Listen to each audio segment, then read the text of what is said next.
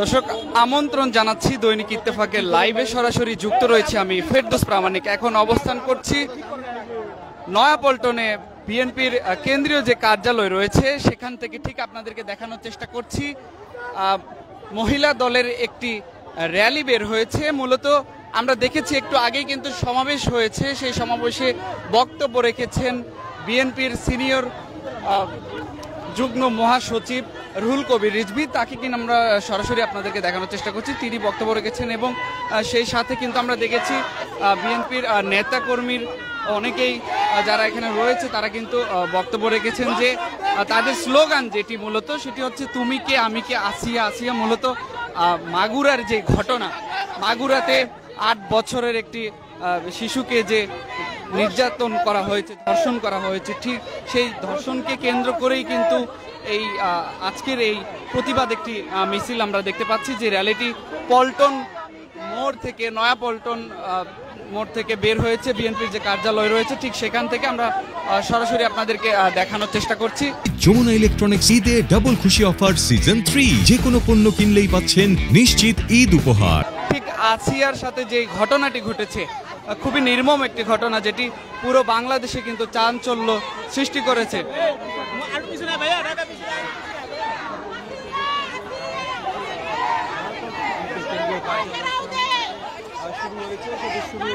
এবং আপনাদেরকে ভাই মোবাইলে চলে আসতেছে,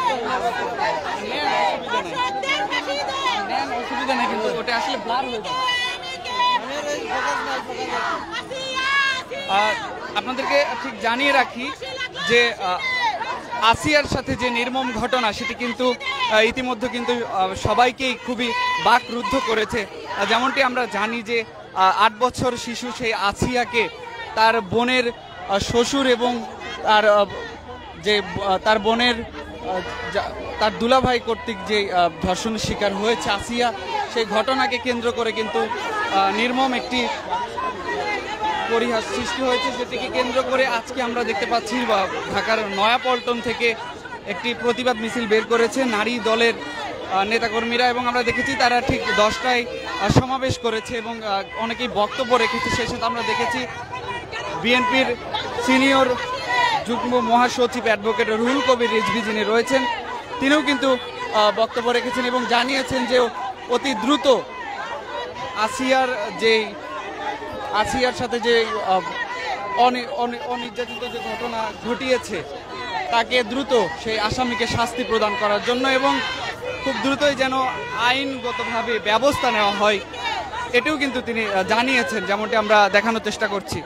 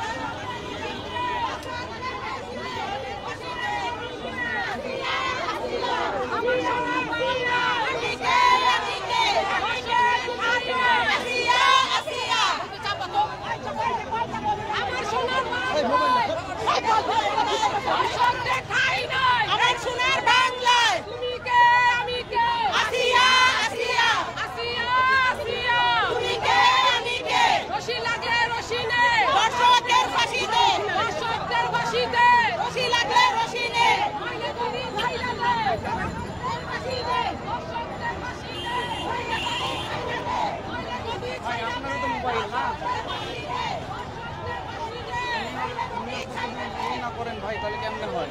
ব্যবহার হলো আপনার,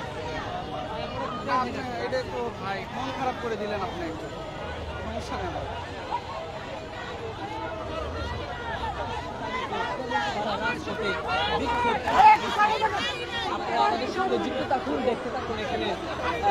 মাগুরায় 8 বছরের শিশু ধর্ষণের প্রতিবাদে ও ধর্ষকদের ফাঁসির দাবিতে কিন্তু আমরা দেখতে পাচ্ছি এখানে অ্যাডভোকেট রুহুল কবির রিজভী আহমেদ সিনিয়র যুগ্ম মহাসচিব বিএনপির এবং আরো আমরা যারা এখানে উপস্থিত রয়েছে আফরুজা আব্বাস সভাপতি বাংলাদেশ জাতীয়তাবাদী মহিলা দল কেন্দ্রীয় কমিটি এবং সুলতানা আহমেদ সাধারণ সম্পাদক জাতীয়তাবাদী মহিলা দল কেন্দ্রীয় কমিটির নেতাকর্মীরা কিন্তু উপস্থিত রয়েছেন এখানে এবং আমরা দেখতে পাচ্ছি যে ঠিক তারা কিন্তু একটি প্রতিবাদ মিছিল বের করেছে।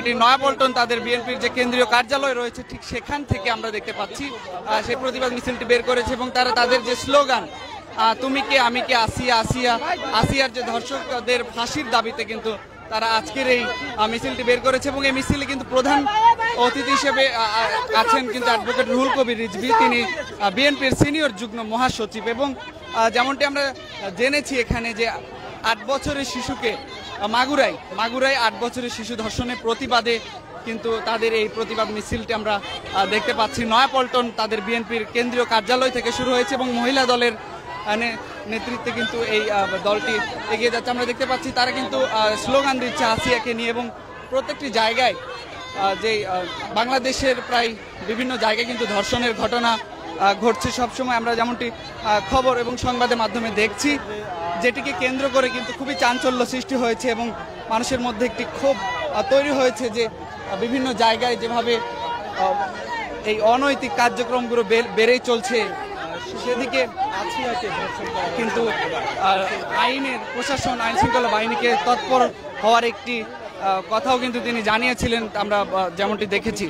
দর্শক আপনারা যেমনটি দেখছেন এখন পর্যন্ত কিন্তু আমরা আপনাদেরকে দেখানোর চেষ্টা করছি যে মহিলা দলের এই মিছিলটি কিন্তু বিভিন্ন নেতাকর্মীদের আমরা দেখতে পাচ্ছি যারা এসেছে তারা দলে এই প্রতিবাদ মিছিলে তারা যোগ দিয়েছেন এবং সকাল 10টার পরে তারা সমাবেশও করেছেন। সমাবেশের মাধ্যমে আসিয়ার ধর্ষকদের শাস্তি চেয়েছেন।